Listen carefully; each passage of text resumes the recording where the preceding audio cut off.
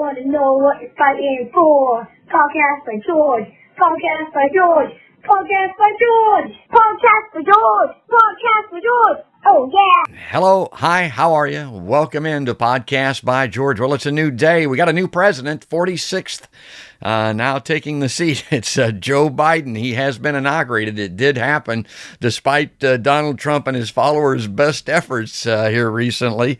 Joe Biden's the man. He's in. And I wanted to welcome in our Dr. Stephen W. Schmidt, Dr. Politics. He's called around the world, really, not only because he's very insightful in his analysis, but he's very experienced. He's seen a lot of these, folks. I mean, he hasn't seen 46 of them, but he's seen a few inaugurations in his day, and I wanted to get his perspective. Doc, welcome on in. Welcome back to a Podcast by George. Yeah, thanks for coming on back in here. Well, I don't know. Here's the way that the inauguration struck me, and I get this part of it. I mean, the Democrats have been put upon for so long, and they have been insulted every which way but loose by Donald Trump and his followers that they are exuberant. This is their moment.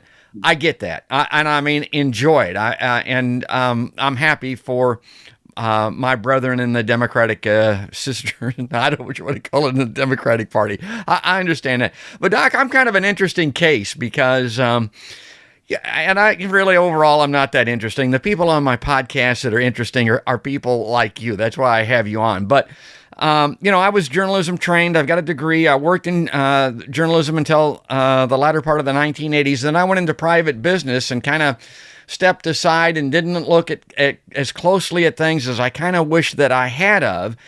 And then, 3 years ago, I started this podcast, and I thought, okay, I'm going to put my journalism hat back on and start looking at things more critically as a journalist might. And I got to tell you something, Doc.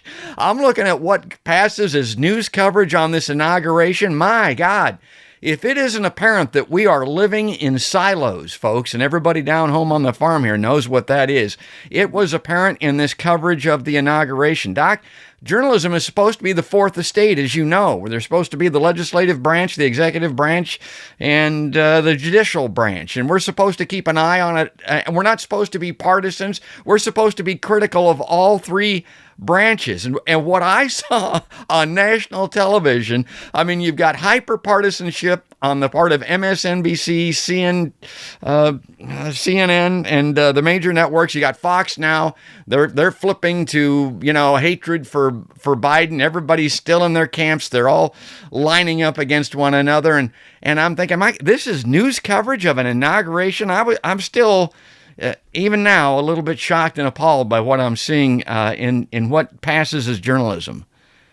Well, it's true that journalists have become, in some sense, cheerleaders, right? Yes. For their particular cause. Yes. And there are a few people around, who sort of look at stuff and say, this is interesting, but, and, I think you and some other podcasters and others, I call you critical skeptics and so on, which is what journalists probably should be. You don't want to believe everything that you're told and that you see and hear. And, of course, the country is relieved. And I saw all the comments by people, which I enjoy reading the comments that people post to stories about something, because sometimes you really get a feel for what's going on. And people are kind of relieved that President Trump, is at Mar-a-Lago, and that the tension that he brought to daily life for 4 years may be, relieved a little bit. So, that part I can get. But that Joe Biden will be able to solve the COVID crisis, bring the economy back, get China and Russia to, not be sort of the enemy, but figure out a way to relate to them and work with them, and is such a daunting task that, even if Biden had gotten an enormous percentage of the vote and now controlled 2/3 of the Senate and 2/3 of the House, he would still have horribly difficult time solving those problems, because they're just not solved that easily. So, and with the narrow margin, I mean, basically the Democrats do not control the Senate. The only reason the Democrats control the Senate is because it's 50-50 and Kamala Harris can break tie votes. But that's not controlling the Senate. And the Republicans are not going to cooperate much with Joe Biden. I've already seen, Senator Grassley just said, well, what kind of cooperation is this when, he signs an executive order and shuts down the pipeline with Canada? So that doesn't look to me, and I watch Fox because I want to know what conservatives and others are thinking. And Fox has been just throwing fire bombs at Biden and making fun of him. So, what's going to happen going forward? I think it's going to be a slog. They truly are silos. I really like that analogy because growing up on a farm, the primary function of a silo is to keep what's in, right, and nothing from the outside gets in, folks. And that's what we're seeing here. And Fox is a very good example. Man, are they in a hardened silo? Because here's Trump leading office. And if you were involved in journalism at all, you'd look at it and say, my God, Trump did not do one thing that he said that he was going to do other than deliver that tax cut for the wealthiest, which it looks like Biden is going to first and foremost almost immediately rescind. So that was a temporary benefit, but he did deliver on that one thing. He didn't get the border wall built. Mexico didn't pay for it. That was a joke. He didn't bring jobs back from overseas. He didn't get a better health care plan that he promised it was going to be wonderful or brilliant or whatever his wording was. He didn't end any of the 7 wars or more that were taking place ongoing right now as we speak when he took office. He didn't drain the swamp. I mean, all of those things that Trump failed at, which are so important to those folks in that Republican ecosphere and that silo, and not one word of criticism. Now, in the other silo with the left, you've got, and a silo includes CNN, MSNBC. 90% of the people that read the New York Times, as you know, they're Democrats, folks. The same thing with the Washington Post. That's in this other silo. And you've got Biden coming into office, and he's a Delaware Dixiecrat, for lack of a better explanation. He's on the right wing of the Democratic Party. He always has been. He authored the 94 crime bill that's resulted in the largest prison state in the world, 70% occupied by brown and Latinos. It's been privatized. He supported and promoted the Iraq War. He supported, drafted, helped put the Patriot Act in place. He fought against bankruptcy protection for people that are going bankrupt because of medical bills. And, of course, he was part of the Biden-Obama administration that took the country from 2 wars to 7. So those are your silos, and I'm looking at this coverage, and I'm thinking, why?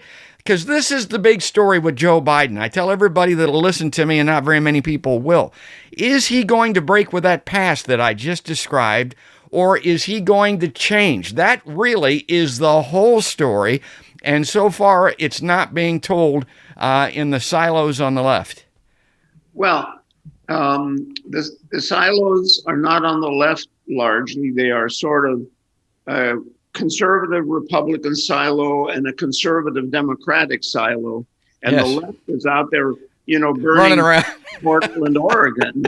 And maybe you're the left, and you certainly are very progressive. And so we don't have just 2 silos. We have a whole bunch of silos, and none of them talk to each other. And the question, of course, that you raise is so important because we talked a little bit earlier today, I think, back and forth about what will happen when legislation is sent by Biden, even if it's, something you like, progressive legislation, to the Congress. The House will pass it with the Republicans not supporting much of it. And then it goes to the Senate, and there the senators have something called the filibuster. Yeah. Senators can basically stop legislation by talking. They can interrupt it. They can stop nominations. One senator can say, I don't like this nominee of Biden's, and then it's paralyzed. Our system is pretty broken. It's a pretty broken system. And it was created over 200 and some years ago when the only people who mattered were wealthy white people, very small percentage, and they all kind of tried to get along with each other and scratch each other's backs. And there was never a sense that slowing down government and making it very inefficient was a bad idea. It was a good idea because, they kind of said, well, we don't want these radicals in the House to pass all kinds of legislation that's crazy. So we in the Senate need to be the saucer that cools the tempers. We pour our coffee into the saucer and blow on it and slow it all down, calm down. We don't want that. Well, we still have that. And this is the 21st century, and everything is supposed to move at warp speed. And our government can't move at warp speed. Our government is really a very inefficient entity. I think we need constitutional reforms, major ones. Remember, the Senate is controlled mostly by small states with few people. Every state gets 2 senators. Yes. So in the Senate, California has no advantage over North Dakota. I know because it. they both have 2 senators. Yeah. And so the Senate always benefits the Republicans and the conservatives. So the idea that Biden is going to be able to get all kinds of cool new things and progressive stuff and futuristic, no, it's not going to happen, George. I'm sorry. All of your listeners and viewers, I don't want you to be depressed, but I'm already depressed. It ain't going to happen. Well, you just went through a whole litany of things that Biden is associated with. Yes. And Biden has kind of promised, well, we're going back to the future. Yes, I know it. We're going to, we don't want to do what Trump did, which was to shake up the system. We're going to go back to the things that I like and did. And first of all, progressives in the Democratic Party are not going to be very happy with that. And secondly, Republicans are going to think it's way too progressive. I know it.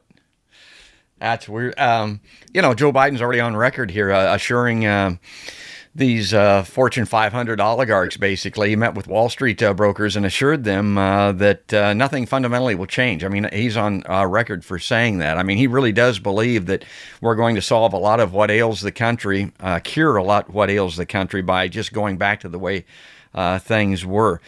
Well, Doc, you mentioned the filibuster, and another interesting thing you mentioned, a lot of people are overjoyed by the Democrats having that tie-breaking majority with the vice president in the Senate, and thinking that we're going to get a lot of things done. The Democrats even can suspend the filibuster or get rid of it, but none of these things are probably going to happen. Number one, as you mentioned, the Democrats don't vote as 51 votes in a block on virtually anything. You're always going to have a defection from the Democratic Party that'll require Republicans to join, which is not likely, as you mentioned. And then this filibuster thing, they don't want to give that up because what's good for the goose is good for the gander. They're going to want to use that thing someday, and if they get rid of it, it may come back to haunt them.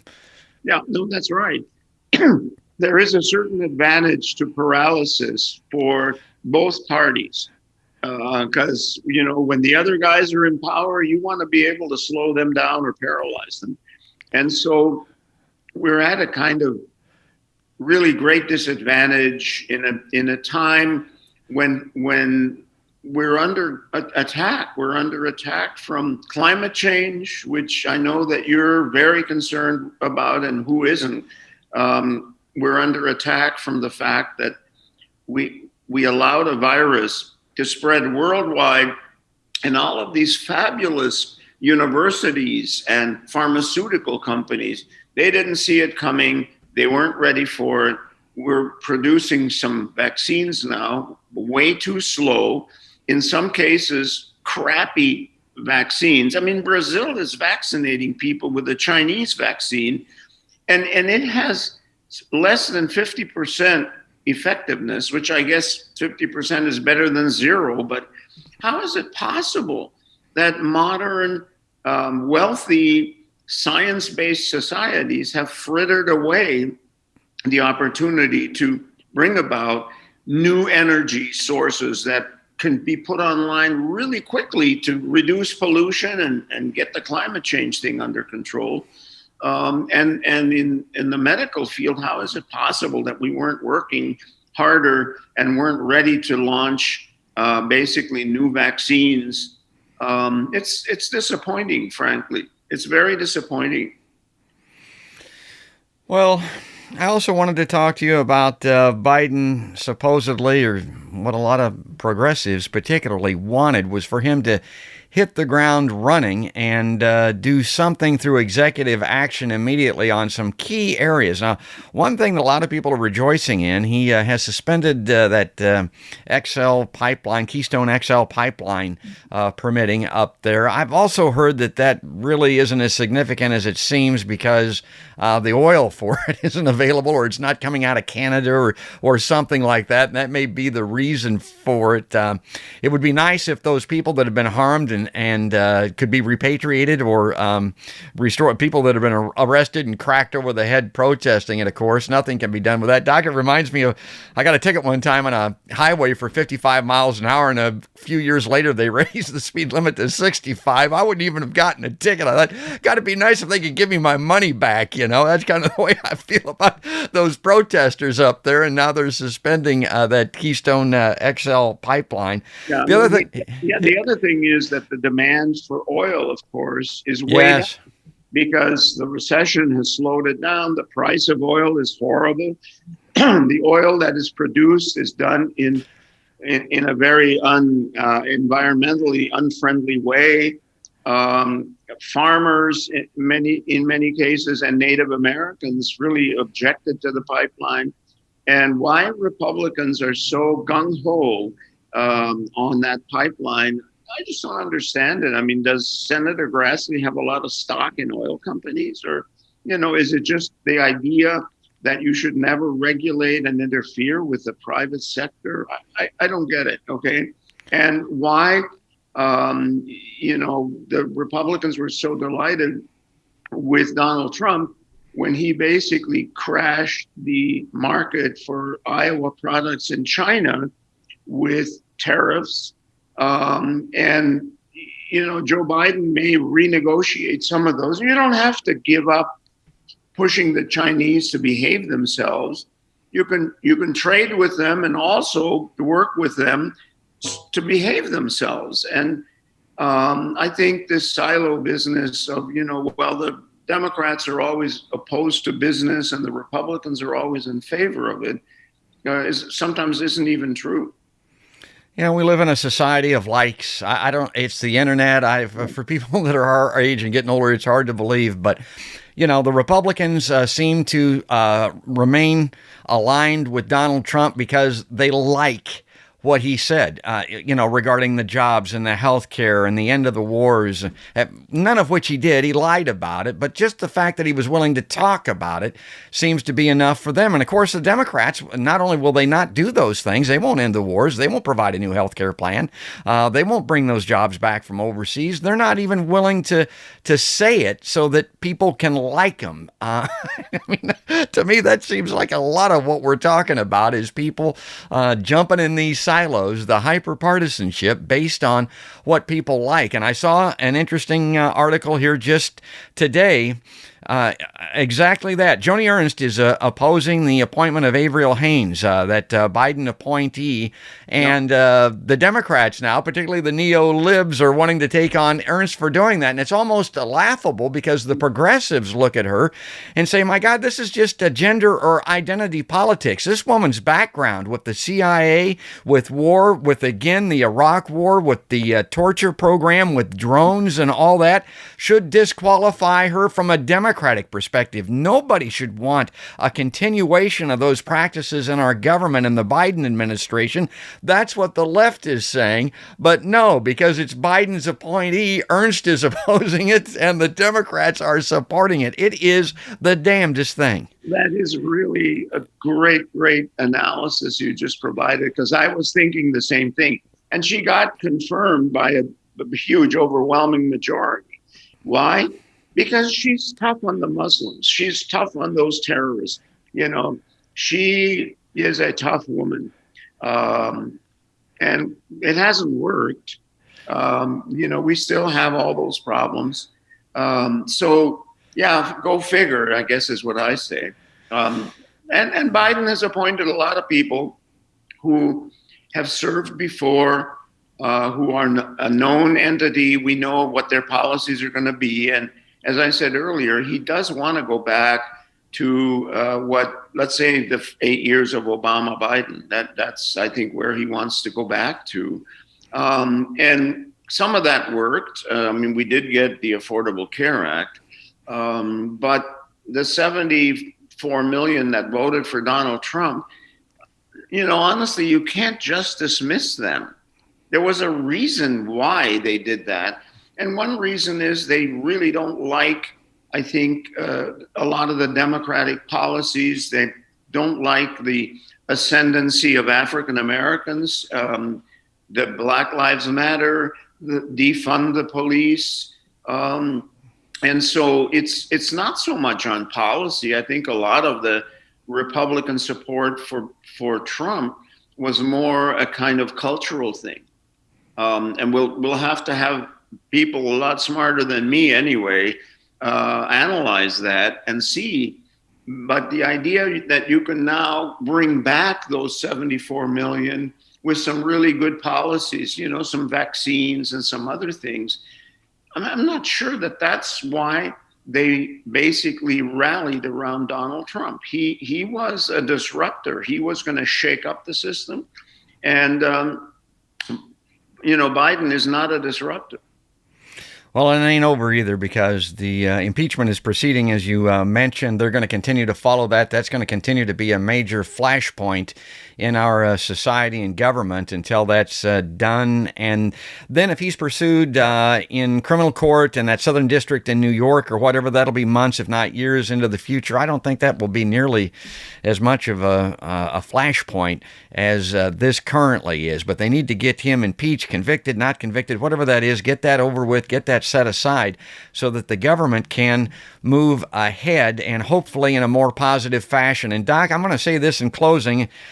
And I talked at the beginning about my doing this podcast and how I came to do this. And we talk a lot, Doc. I try not to be a racist. I try not to be a sexist. I try to keep things on an even keel here. The one thing I am kinda is an ageist. I actually am. And this is a little bit of an ageism on my part looking at this. I look at Joe Biden and I'm hopeful that he has seen the errors of his way, that a lot of old men, when they reflect upon their careers and what they've done in their lives, they want to change things and kind of set things right with the Lord, if they're of that perspective, or just for their own conscience. I hope Joe Biden is of that mind. I hope that he will change, because I think we've kind of missed our opportunity to change the presidency. We elected him, so I'm hoping he can do that. Whether or not we can move him forcefully, I don't know whether or not that's true. I hope Biden does it on his own. That's kind of my take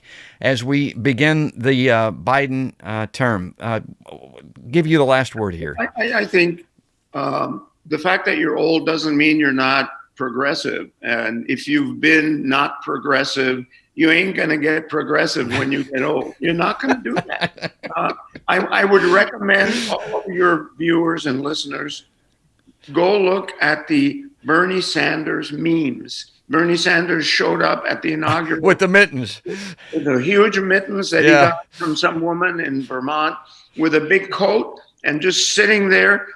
My God, people are the most creative and artistic in the world. And with the internet, they have got him sitting in museums. They've got him sitting on the moon, planting the flag. I know. The memes are exploding. And if you're depressed, go look for those memes, and they're listed one after another on Twitter usually, and it'll make you laugh and realize, Bernie Sanders is a character. He would have made a great president, because he's a grouchy old man, and he's not going to change. He'll never become conservative, and Biden will never become liberal. Oh, that's well said. My take on Bernie, and I just had this on the most recent podcast. The good news is Bernie's a pacifist. Bad news, Bernie's a pacifist. And when push comes to shove, Bernie pushes a lot, but he tends to get shoved a lot. And I hope he can. I hope he has success and can change things through that budget committee chair that he's got. That he's going to get. It looks like in the Biden administration. Doc, I kind of led the way this time. I appreciate you playing along with me. You kind of followed my lead. I want to make sure now, is there anything here that you want to wrap up with, that you want to close that I didn't talk about? Wonderful conversation. And I know we'll have more conversations as we see the unfolding of Biden's effort, to do certain things. But the shock this morning was when they went into the White House and sat down and said, can you show us the Trump national plan for dealing with COVID? Don't have it. Doesn't exist. There was no plan. No, there isn't. There was no plan. The only plan was, we'll give the states some money and you guys figure out what to do. And you can see what's happening around the country. In some cases, the vaccines are going stale. They're being decommissioned because they're getting old and nobody can figure out how to vaccinate anyone. You and I could figure out how to vaccinate people lickety-split overnight. We wouldn't have to wait for the governor or somebody to issue an order or some health, director. We'd say, start vaccinating, all the first responders and medical personnel, and find the old folks in the nursing homes and the people treating to them. Do it now. Start vaccinating, for God's sake. Oh, that's a great way to end, because that's the doc. That's a house call, folks. That's Dr. Politics. It's the doc. Stephen W. Schmidt. He's the Lucan Professor of Political Science and now Emeritus from Iowa State University. Doc, thanks again for coming on a podcast by George. Thank you, George. That's going to do it, folks. That's going to wrap it up. I hope you enjoyed this. I know I did. And if you can follow us on Twitter, like us on Facebook, and subscribe to us on YouTube, ring that notification bell on YouTube to get each and every episode. We'll have him back. He's a regular, and God, we're happy to have him. Folks, that's going to do it for now, though. That's going to wrap it up this particular episode. That's another podcast by George.